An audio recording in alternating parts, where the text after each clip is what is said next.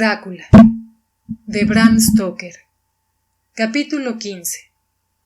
El diario del Dr. Seward. Continuación. Por un momento me dominó una fuerte cólera. Fue como si en vida hubiese abofeteado a Lucy. Golpeé fuertemente la mesa y me puse en pie al mismo tiempo que le decía: «Doctor Van Helsing, ¿está usted loco?». Él levantó la cabeza y me miró. La ternura que reflejaba su rostro me calmó de inmediato. «Me gustaría que así fuera», dijo él. «La locura sería más fácil de soportar comparada con verdades como esta. Oh, mi amigo, ¿por qué piensa que yo di un rodeo tan grande? ¿Por qué tomé tanto tiempo para decirle una cosa tan simple? ¿Es acaso porque lo odio y lo he odiado a usted toda mi vida? ¿Es porque deseaba causarle daño? Era porque yo quería, ahora, después de tanto tiempo, vengarme por aquella vez que usted salvó mi vida y de una muerte terrible? ¡Ah, no! Perdóneme, le dije yo. Mi maestro continuó: «Mi amigo, fue porque yo deseaba ser cuidadoso en darle la noticia, porque yo sé que usted amó a esa niña tan dulce. Pero aún ahora no espero que usted me crea. Es tan difícil aceptar de golpe cualquier verdad muy abstracta, ya que nosotros podemos dudar que sea posible si siempre hemos creído en su imposibilidad. Y es todavía más difícil y duro aceptar una verdad concreta tan triste, y de una persona como la señorita Lucy. Hoy por la noche iré a probarlo. ¿Se atreve a venir conmigo?». Esto me hizo tambalear. Un hombre no gusta que le prueben tales verdades. Byron decía de los celos: «y prueban la verdad pura de lo que más aborrecía». Él vio mi indecisión y habló. «La lógica es simple, aunque esta vez no es lógica de loco, saltando de un montecillo a otro en un pantano con niebla. Si no es verdad, la prueba será un alivio. En el peor de los casos, no hará ningún daño. Si es verdad, ¡ay! Ahí está la amenaza. Sin embargo, cada amenaza debe ayudar a mi causa, pues en ella hay necesidad de creer. Venga, le digo lo que me propongo. Primero, salimos ahora mismo y vamos a ver al niño al hospital. El doctor Vincent, del Hospital del Norte, donde el periódico dice que se encuentra el niño, es un amigo mío, y creo que de usted también, ya que estudió con él en Ámsterdam. Permitirá que 2 científicos vean su caso, si no quiere que lo hagan 2 amigos. No le diremos nada, sino solo que deseamos aprender. ¿Y entonces? Sacó una llave de su bolsillo y la sostuvo ante mí. Entonces, pasamos la noche, usted y yo, en el cementerio donde yace Lucy. Esta es la llave que cierra su tumba. Me la dio el hombre que hizo el féretro para que se la diera a Arthur. Mi corazón se encogió cuando sentí que una horrorosa aventura parecía estar ante nosotros. Sin embargo, no podía hacer nada. Así es que hice de tripas corazón y dije que sería mejor darnos prisa, ya que la tarde estaba pasando. Encontramos despierto al niño. Había dormido y había comido algo, y en conjunto iba mejorando notablemente. El doctor Vincent retiró la venda de su garganta y nos mostró los puntos. No había ninguna duda con su parecido a aquellos que habían estado en la garganta de Lucy. Eran más pequeños y los bordes parecían más frescos. Eso era todo. Le preguntamos a Vincent a qué los atribuía, y él replicó que debían ser mordiscos de algún animal, tal vez de una rata. Pero se inclinaba a pensar que era uno de esos murciélagos que eran tan numerosos en las alturas del norte de Londres. «Entre tantos inofensivos», dijo él, puede haber alguna especie salvaje del sur de algunos tipos más malignos. Algún marinero pudo haberlo llevado a su casa, y puede habérsele escapado. O incluso algún polluelo puede haberse salido de los jardines zoológicos, o alguno de los de ahí puede haber sido creado por un vampiro. Estas cosas suceden, ¿saben ustedes? Hace solo 10 días se escapó un lobo, y creo que lo siguieron en esta dirección. Durante una semana después de eso, los niños no hicieron más que jugar a Caperucita Roja en el brezal y en cada callejuela del lugar hasta que el espanto de esta dama fanfarrona apareció. Desde entonces se han divertido mucho. Hasta este pobre pequeñuelo, cuando despertó hoy, le preguntó a una de las enfermeras si podía irse. Cuando ella le preguntó por qué quería irse, él dijo que quería ir a jugar con la dama fanfarrona. Espero, dijo Van Helsing, que cuando usted envíe a este niño a casa, tomará sus precauciones para que sus padres mantengan una estricta vigilancia sobre él. Dar libre curso a estas fantasías es lo más peligroso, y si el niño fuese a permanecer otra noche afuera, probablemente sería fatal para él. Pero en todo caso, supongo que usted no lo dejará salir hasta dentro de algunos días. ¿No es así? Seguramente que no. Permanecerá aquí por lo menos una semana. Más tiempo si la herida todavía no le ha sanado. Nuestra visita al hospital se prolongó más tiempo del que habíamos previsto, y antes de que saliéramos, el sol ya se había ocultado. Cuando Van Helsing vio que estaba oscuro, dijo: «No hay prisa. Es más tarde de lo que yo creía. Venga, busquemos algún lugar donde podamos comer, y luego continuaremos nuestro camino». Cenamos en el castillo de Jack Straw, junto con un pequeño grupo de ciclistas y otros que eran alegremente ruidosos. Como a las 10 de la noche, salimos de la posada. Ya estaba entonces bien oscuro, y las lámparas, desperdigadas, hacían la oscuridad aún mayor una vez que uno salía de su radio individual. El profesor había evidentemente estudiado el camino que debíamos seguir, pues continuó con toda decisión. En cambio, yo estaba bastante confundido en cuanto a la localidad. A medida que avanzamos, fuimos encontrando menos gente, hasta que finalmente nos sorprendimos cuando encontramos incluso a la patrulla de la policía montada haciendo su ronda suburbana normal. Por último, llegamos a la pared del cementerio, la cual escalamos. Con alguna, pero no mucha dificultad, pues estaba oscuro y todo el lugar nos parecía extraño, encontramos la cripta de los Westenra.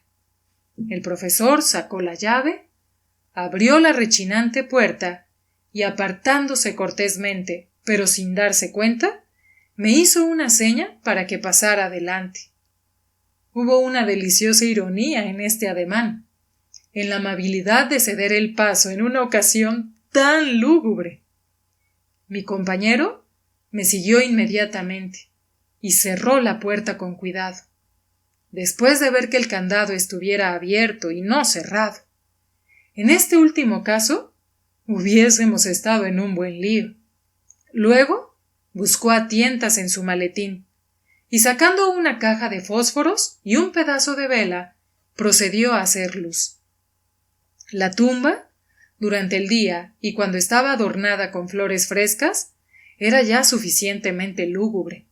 Pero ahora, algunos días después, cuando las flores colgaban marchitas y muertas, con sus pétalos mustios y sus cálices y tallos pardos, cuando la araña y el gusano habían reanudado su acostumbrado trabajo, cuando la piedra descolorida por el tiempo, el mortero cubierto de polvo y el hierro mohoso y húmedo, y los metales empañados, y las sucias filigranas de plata reflejaban el débil destello de una vela, el efecto era más horripilante y sórdido de lo que puede ser imaginado.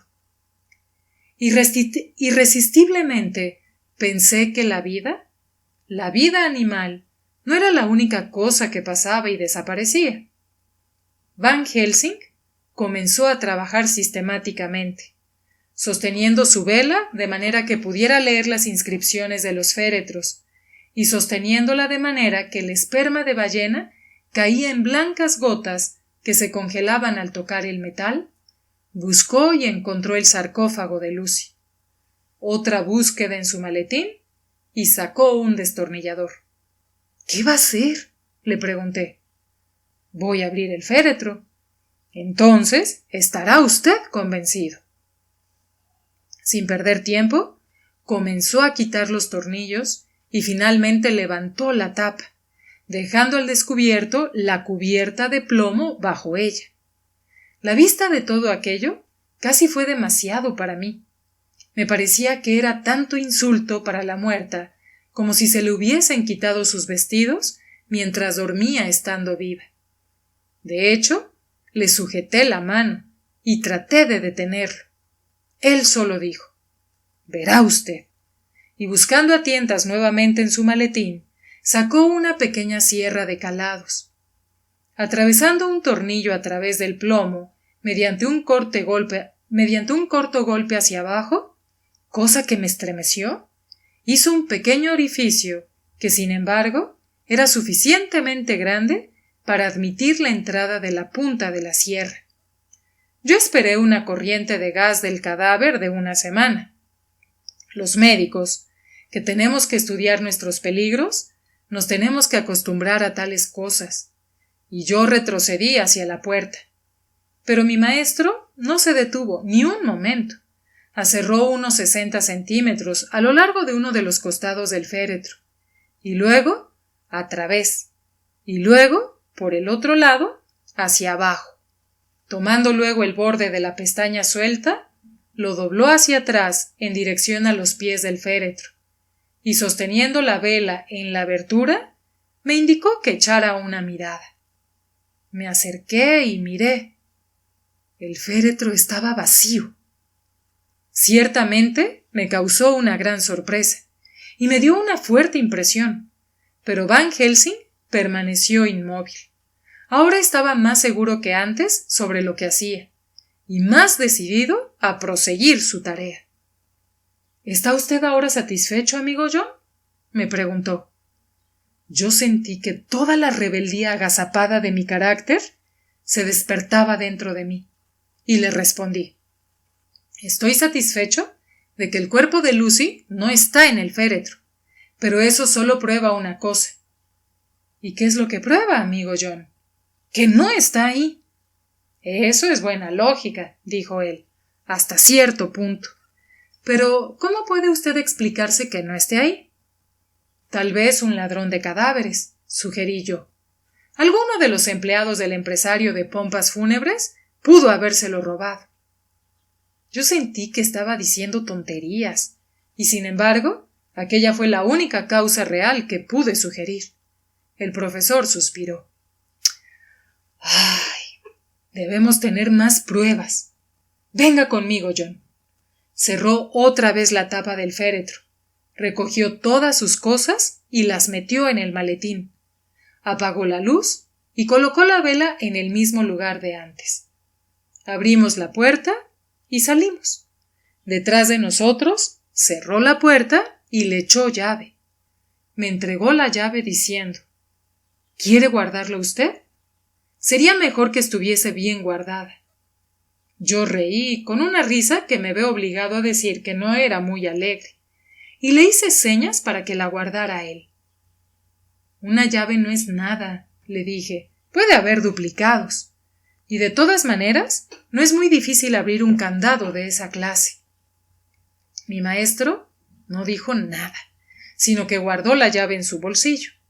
Luego me dijo que vigilara un lado del cementerio mientras él vigilaba el otro. Ocupé mi lugar detrás de un árbol de tejo y vi su oscura figura moviéndose hasta que las lápidas y los árboles lo ocultaron a mi vista. Fue una guardia muy solitaria. Al poco rato de estar en mi lugar, escuché un reloj distante que daba las 12, y a su debido tiempo dio la 1 y las 2. Yo estaba titiritando de frío, muy nervioso, y enojado con el profesor por llevarme a semejante tarea y conmigo mismo por haber acudido. Estaba demasiado frío y demasiado adormilado para mantener una aguda observación, pero no estaba lo suficientemente adormilado como para traicionar la confianza del maestro. En resumen, pasé un largo rato muy desagradable. Repentinamente, al darme vuelta, pensé ver una franja blanca moviéndose entre dos oscuros árboles de tejo. En el extremo más lejano de la tumba, al otro lado del cementerio. Al mismo tiempo, una masa oscura se movió del lado del profesor y se apresuró hacia ella. Luego, yo también caminé, pero tuve que dar un rodeo por unas lápidas y unas tumbas cercadas, y tropecé con unas sepulturas. El cielo estaba nublado, y en algún lugar lejano, un gallo tempranero lanzó su canto. Un poco más allí, detrás de una línea de árboles de enebros que marcaban el sendero hacia la iglesia, una tenue y blanca figura se apresuraba en dirección a la tumba. La propia tumba estaba escondida entre los árboles, y no pude ver dónde desapareció la figura. Escuché el crujido de unos pasos sobre las hojas en el mismo lugar donde había visto anteriormente a la figura blanca, y al llegar allí encontré al profesor sosteniendo en sus brazos a un niño tierno. Cuando me vio, lo puso ante mí y me dijo: ¿Está usted satisfecho ahora? No, dije yo en una manera que sentí que era agresiva. ¿No ve usted al niño? Sí, es un niño, pero ¿quién lo trajo aquí? ¿Está herido? Veremos, dijo el profesor, y movidos por el mismo impulso, buscamos la salida del cementerio, llevando con nosotros al niño dormido. Cuando nos hubimos alejado un pequeño trecho, nos recogimos tras un macizo de árboles. Encendimos un fósforo y miramos la garganta del niño. No tenía ni un arañazo, ni cicatriz alguna. ¿Tenía yo razón? Pregunté triunfalmente. Llegamos apenas a tiempo, dijo el profesor, como meditando. Ahora teníamos que decidir qué íbamos a hacer con el niño, por lo que consultamos acerca de él. Si lo llevábamos a una estación de policía, tendríamos que dar declaración de nuestro movimiento durante la noche. Por lo menos, tendríamos que declarar de alguna manera cómo habíamos encontrado al niño. Así es que finalmente decidimos que lo llevaríamos al brezal, y que si oíamos acercarse a un policía, lo dejaríamos en un lugar en donde él tuvieran que encontrarlo. Luego, podríamos irnos a casa lo más pronto posible. A la orilla del brezal de Hampstead, oímos los pesados pasos de un policía y dejamos al niño a la orilla del camino. Y luego esperamos y observamos hasta que vimos que él lo había iluminado con su linterna. Escuchamos sus exclamaciones de asombro y luego nos alejamos en silencio. Por suerte, encontramos un coche cerca de los españoles y nos fuimos en él a la ciudad. No puedo dormir, por lo que estoy haciendo estas anotaciones, pero debo tratar de dormir siquiera unas horas, ya que Van Helsing vendrá por mí al mediodía. Insiste en que lo acompañe en otra expedición semejante a la de hoy. 27 de septiembre. Dieron las 2 de la tarde antes de que encontráramos una oportunidad para realizar nuestro intento. Un funeral efectuado al mediodía había terminado, y los últimos dolientes rezagados se alejaban perezosamente en grupos, cuando, mirando cuidadosamente detrás de un macizo de árboles de aliso, vimos cómo el sepulturero cerraba la verja detrás de él. Sabíamos que estaríamos a salvo hasta la mañana, en caso de que lo deseáramos, pero mi maestro me dijo que no necesitaríamos más que una hora, a lo sumo. Nuevamente sentí esa horrible sensación de la realidad de las cosas, en la cual cualquier esfuerzo de la imaginación parece fuera de lugar, y me di cuenta, distintamente, de las amenazas de la ley que pendían sobre nosotros debido a nuestro impío trabajo. Además, sentí que todo era inútil. Delictuoso como fuese el abrir un féretro de plomo para ver si una mujer muerta cerca de una semana antes estaba realmente muerta.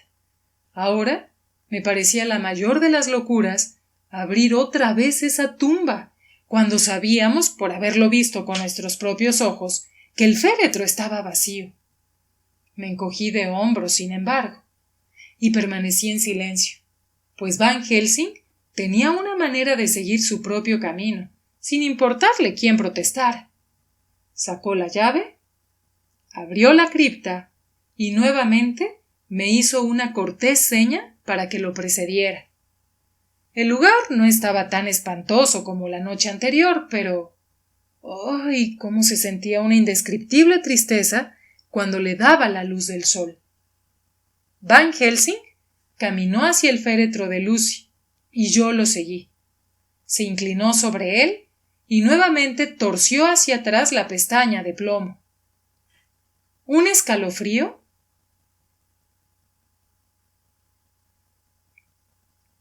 de sorpresa y espanto me recorrió el cuerpo. Allí yacía Lucy, aparentemente igual a como la habíamos visto la noche anterior a su entierro. Estaba, si era posible, más bella y radiante que nunca. No podía creer que estuviera muerta. Sus labios estaban rojos, más rojos que antes, y sus mejillas resplandecían ligeramente. ¿Qué clase de superchería es esta?, dije a Van Helsing. ¿Está usted convencido ahora?, dijo el profesor como respuesta, y mientras hablaba, alargó una mano de una manera que me hizo temblar. Levantó los labios muertos y mostró los dientes blancos. «Vea», continuó, «están incluso más agudos que antes. Con este y este», y tocó uno de los caninos, y el diente debajo de ellos, pequeñuelos pueden ser mordidos. ¿Lo cree ahora, amigo Jonathan? Una vez más, la hostilidad se despertó en mí. No podía aceptar una idea tan abrumadora como la que me sugería. Así es que, con una intención de discutir, de la que yo mismo me avergonzaba en estos momentos, le dije: «La pudieron haber colocado aquí anoche». Es verdad, eso es posible. ¿Quién? No lo sé. Alguien lo ha hecho. Y sin embargo, hace una semana que está muerta. La mayor parte de la gente no tendría ese aspecto después de tanto tiempo. Para esto no tenía respuesta, y guardé silencio. Van Helsing no pareció notar mi silencio. Por lo menos no mostró ni disgusto ni triunfo. Estaba mirando atentamente el rostro de la muerta. Levantó los párpados, la miró a los ojos, y una vez más le separó los labios y examinó sus dientes. Luego se volvió hacia mí y me dijo: «Aquí hay algo diferente a todo lo conocido. Hay alguna vida dual que no es como las comunes. Fue mordida por el vampiro cuando estaba en un trance, caminando dormida». Oh, se asombra usted. No sabe eso, amigo John, pero lo sabrá más tarde. Y en trance sería lo mejor para regresar a tomar más sangre. Ella murió en trance, y también en trance es una no muerta. Por eso es distinta a todos los demás. Generalmente, cuando los no muertos duermen en casa, y al hablar hizo un amplio ademán con los brazos para designar lo que para un vampiro era casa, su rostro muestra lo que son. Pero este es tan dulce que cuando ella es no muerta, regresa a la nada de los muertos comunes. Vea, no hay nada aparentemente maligno aquí, y es muy desagradable que yo tenga que matarla mientras duerme. Esto me heló la sangre. y comencé a darme cuenta de que estaba aceptando las teorías de Van Helsing. Pero si ella estaba realmente muerta, ¿qué había de terrorífico en la idea de matarla? Él levantó su mirada hacia mí, y evidentemente vio el cambio en mi cara, pues dijo casi alegre: «Ah, ¿cree usted ahora?». Respondí: «No me presione demasiado. Estoy dispuesto a aceptar. ¿Cómo va a hacer usted este trabajo macabro? Le cortaré la cabeza y llenaré su boca con ajo y atravesaré su corazón con una estaca». Me hizo temblar pensar en la mutilación del cuerpo de la mujer que yo había amado. Sin embargo, el sentimiento no fue tan fuerte como lo hubiera esperado. De hecho, comenzaba a sentir repulsión ante la presencia de aquel ser, de aquella no muerta, como lo había llamado Van Helsing, y a detestarlo. ¿Es posible que el amor sea todo subjetivo o todo objetivo? Esperé un tiempo bastante considerable para que Van Helsing comenzara, pero él se quedó quieto, como si estuviese absorto en profundas meditaciones.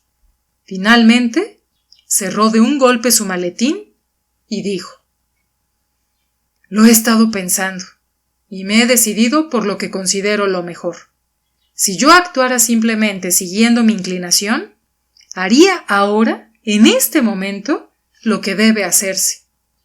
Pero otras cosas seguirán, y cosas que son 1000 veces más difíciles y que todavía no conocemos. Esto es simple. Ella todavía no ha matado a nadie, aunque eso es cosa de tiempo, y el actuar ahora sería quitar el peligro de ella para siempre. Pero luego podemos necesitar a Arthur. ¿Y cómo le diremos esto? Si usted, que vio las heridas en la garganta de Lucy, y vio las heridas tan similares en el niño, en el hospital, si usted, que vio anoche el féretro vacío y lo ha visto hoy lleno, con una mujer que no solo no ha cambiado, sino que se ha vuelto más rosada y más bella en una semana después de muerta. Si usted sabe esto, y sabe de la figura blanca que anoche trajo al niño al cementerio, y sin embargo no cree a sus propios sentidos, ¿cómo entonces puedo esperar que Arthur, quien desconoce todas estas cosas, crea? Dudó de mí cuando evité que besara a la moribunda. Yo sé que él me ha perdonado, pero creyendo que por ideas equivocadas yo he hecho algo que evitó que él se despidiera como debía. Y puede pensar que debido a otro error, esta mujer ha sido enterrada viva, y en la más grande de todas las equivocaciones, que la hemos matado. Entonces, arguirá que nosotros, los equivocados, somos quienes la hemos matado debido a nuestras ideas, y entonces se quedará muy triste para siempre. Sin embargo, nunca podrá estar seguro de nada, y eso es lo peor de todo. Y algunas veces pensará que aquella, a quien amaba, fue enterrada viva. Y eso pintará sus sueños con los horrores que ella debe haber sufrido. Y otra vez pensará que puede hacer que nosotros tengamos razón, y que después de todo, su amada era una no muerta. No, ya se lo dije una vez, y desde entonces yo he aprendido mucho. Ahora, desde que sé que todo es verdad, 100,000 veces más, sé que debe pasar a través de las aguas amargas para llegar a las dulces. El pobre muchacho debe tener una hora que le hará parecer negra la faz del mismo cielo. Luego, podremos actuar decisivamente y a fondo y ponerlo en paz consigo mismo. Me he decidido. Vámonos. Usted regrese a su casa. Por la noche, a su asilo, y vea que todo esté bien. En cuanto a mí, pasaré esta noche aquí en el cementerio. Mañana por la noche, vaya a recogerme al Hotel Berkeley a las 10. Avisaré a Arthur para que venga también, y también a ese fino joven de América que dio su sangre. Más tarde, todos tendremos mucho que hacer. Yo iré con usted hasta Piccadilly y cenaré ahí, pues debo estar de regreso aquí antes de la salida del sol. Así pues, echamos llave a la tumba y nos fuimos, y escalamos el muro del cementerio, lo cual no fue una tarea muy difícil, y condujimos de regreso a Piccadilly. Nota dejada por Van Helsing en su abrigo, en el Hotel Berkeley, y dirigida a John Seward, M.D., sin entregar. 27 de septiembre. Amigo John, le escribo esto por si algo sucediera. Voy a ir solo a vigilar ese cementerio de la iglesia. Me agradaría que la muerta viva, o no muerta, la señorita Lucy, no saliera esta noche, con el fin de que mañana a la noche esté más ansiosa. Por consiguiente, debo preparar ciertas cosas que no serán de su agrado. Ajos y un crucifijo, para sellar la entrada de la tumba. No hace mucho tiempo que es muerta viva, y tendrá cuidado. Además, esas cosas tienen el objeto de impedir que salga, puesto que no pueden vencerla si desea entrar, porque, en ese caso, el muerto vivo está desesperado y debe encontrar la línea de menor resistencia, sea cual sea. Permaneceré alerta durante toda la noche, desde la puesta del sol hasta el amanecer. Y si existe algo que pueda observarse, lo haré. No tengo miedo de la señorita Lucy, ni temor por ella. En cuanto a la causa a la que debe el ser muerta viva, tenemos ahora el poder de registrar su tumba y guarecernos. Es inteligente, como me lo ha dicho el señor Jonathan, y por el momento y por el modo en que nos ha engañado durante todo el tiempo que luchó con nosotros por apoderarse de la señorita Lucy. La mejor prueba de ello es que perdimos. En muchos aspectos, los muertos vivos son fuertes. Tienen la fuerza de 20 hombres, e incluso la de nosotros 4, que le dimos nuestras fuerzas a la señorita Lucy. Además, puede llamar a su lobo, y no sé qué pueda hacer, no sé qué pueda suceder. Por consiguiente, si va allá esta noche, me encontrará allá, pero no me verá ninguna otra persona, hasta que sea ya demasiado tarde. Empero es posible que no le resulte muy atractivo ese lugar. No hay razón por la que debiera presentarse, ya que su coto de casa contiene piezas más importantes que el cementerio de la iglesia, donde duerme la mujer muerta viva y vigila a un anciano. Por consiguiente, escribo esto por si acaso. Recoja los papeles que se encuentran junto a esta nota, los diarios de Harker y todo el resto. Léalos.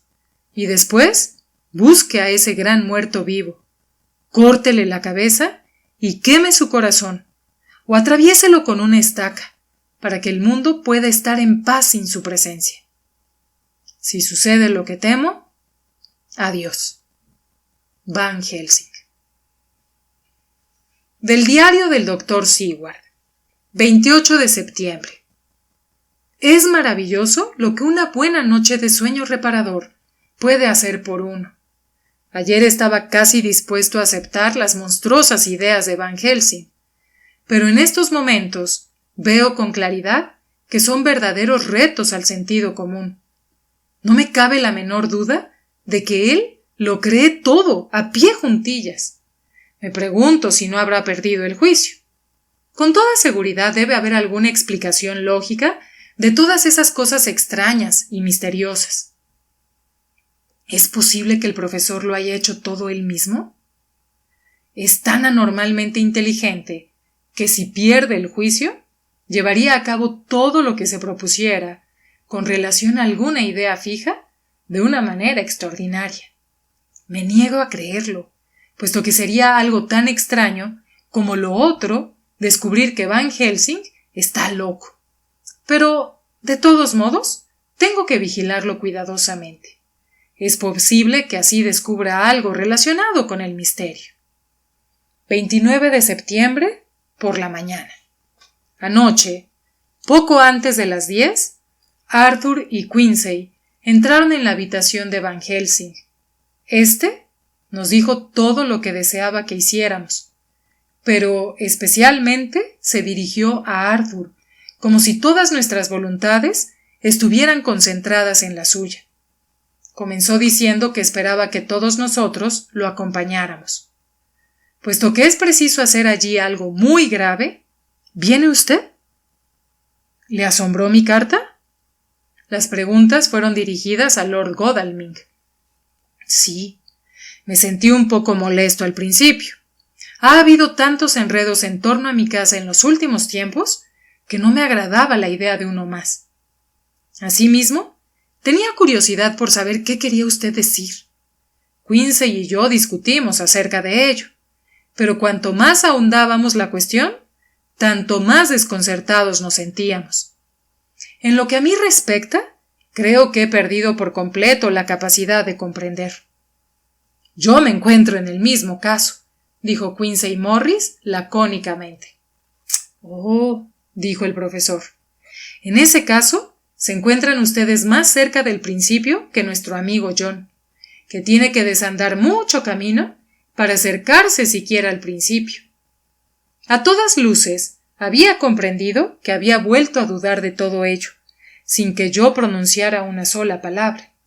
Luego se volvió hacia los otros dos y les dijo, con mucha gravedad: deseo que me den su autorización para hacer esta noche lo que creo conveniente, aunque sé que eso es mucho pedir, y solamente cuando sepan qué me propongo hacer, comprenderán su importancia. Por consiguiente, me veo obligado a pedirles que me prometan el permiso sin saber nada, para que más tarde, aunque se enfaden conmigo y continúen enojados durante cierto tiempo, una posibilidad que no he pasado por alto, no puedan culparse ustedes de nada. Me parece muy leal su proceder, interrumpió Quincy. Respondo por el profesor. No tengo ni la menor idea de cuáles sean sus intenciones, pero le aseguro que es un caballero honrado, y eso basta para mí. Muchas gracias, señor, dijo Van Helsing con orgullo. Me he honrado considerándolo a usted un amigo de confianza, y su apoyo me es muy grato. Extendió una mano que Quincy aceptó. Entonces, Arthur tomó la palabra. Doctor Van Helsing, no me agrada comprar un cerdo en un saco sin verlo antes, como dicen en Escocia. Y si hay algo en lo que mi honor de caballero o mi fe como cristiano puedan verse comprometidos, no puedo hacer esa promesa. Si puede usted asegurarme que esos altos valores no están en peligro de violación, le daré mi consentimiento sin vacilar un momento, aunque le aseguro que no comprendo qué se propone. Acepto sus condiciones, dijo Van Helsing, y lo único que le pido es que si considera necesario condenar alguno de mis actos, reflexione cuidadosamente en ello, para asegurarse de que no se hayan violado sus principios morales. De acuerdo, dijo Arthur. Me parece muy justo. Y ahora que ya hemos terminado las negociaciones, ¿puedo preguntar qué tenemos que hacer? Deseo que vengan ustedes conmigo, en secreto, al cementerio de la iglesia de Kingstead. El rostro de Arthur se ensombreció, al tiempo que decía, con tono que denotaba claramente su desconcierto: ¿En dónde está enterrada la pobre Lucy? El profesor asintió con la cabeza y Arthur continuó: y una vez allí entraremos en la tumba. Arthur se puso en pie. Profesor, ¿está usted hablando en serio o se trata de alguna broma monstruosa? Excúseme, ya veo que lo dice en serio. Volvió a sentarse, pero vi que permanecía en una postura rígida y llena de altivez, como alguien que desea mostrarse digno. Reinó el silencio, hasta que volvió a preguntar: ¿y una vez en la tumba? Abriremos el ataúd. Eso es demasiado, exclamó, poniéndose en pie lleno de ira. Estoy dispuesto a ser paciente en todo cuanto sea razonable, pero en este caso, la profanación de una tumba de la que... Perdió la voz, presa de indignación. El profesor lo miró tristemente. Si pudiera evitarle a usted un dolor semejante, amigo mío, dijo, Dios sabe que lo haría. Pero esta noche nuestros pies hollarán las espinas, o de lo contrario, más tarde y para siempre, los pies que usted ama hollarán las llamas. Arthur levantó la camisa.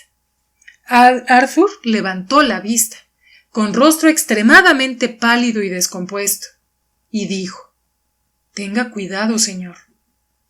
Tenga cuidado». «¿No cree usted que será mejor que escuche lo que tengo que decirles?», dijo Van Helsing. «Así sabrá usted, por lo menos, cuáles son los límites de lo que me propongo». «¿Quieren que prosiga?». «Me parece justo», intervino Morris. Al cabo de una pausa, Van Helsing siguió hablando, haciendo un gran esfuerzo por ser claro. «La señorita Lucy está muerta, ¿no es así?». «Sí. Por consiguiente, no es posible hacerle daño. Pero si no está muerta...». Arthur se puso en pie de un salto. «¡Santo Dios!», gritó. «¿Qué quiere usted decir? ¿Ha habido algún error? ¿La hemos enterrado viva?». Gruñó con una cólera tal que ni siquiera la esperanza podía suavizarla. «No he dicho que estuviera viva, amigo mío. No lo creo. Solamente digo que es posible que sea una muerta viva, o no muerta». «¿Muerta viva? ¿No muerta? ¿Qué quiere usted decir? ¿Es todo esto una pesadilla o qué?». «Existen misterios que el hombre solamente puede adivinar, y que desentraña en parte con el paso del tiempo. Créanme, nos encontramos actualmente frente a uno de ellos, pero no he terminado. ¿Puedo cortarle la cabeza al cadáver de la señorita Lucy?». «Por todos los diablos, no», gritó Arthur con encendida pasión. «Por nada del mundo consentiré que se mutile su cadáver. Doctor Van Helsing, está usted abusando de mi paciencia. ¿Qué le he hecho para que desee usted torturarme de ese modo? ¿Qué hizo esta pobre y dulce muchacha para que desee usted causarle una deshonra tan grande en su tumba? ¿Está usted loco para decir algo semejante? ¿O soy yo el alienado al escucharlo? No se permita siquiera volver a pensar en la profanación. No le dejaré mi consentimiento en absoluto. Tengo el deber de proteger su tumba de ese ultraje, y les prometo que voy a hacerlo». Van Helsing se levantó del asiento en que había permanecido sentado durante todo aquel tiempo, y dijo con gravedad y firmeza: «Lord Godalming, yo también tengo un deber para con los demás, un deber para con usted y para con la muerta, y le prometo que voy a cumplir con él. Lo único que le pido ahora es que me acompañe, que observe todo atentamente y que escuche, y si cuando le haga la misma petición más adelante no está usted más ansioso que yo mismo porque se lleve a cabo, entonces cumpliré con mi deber, pase lo que pase. Después, según los deseos de usted, me pondré a su disposición para rendirle cuentas de mi conducta, cuando y donde usted quiera».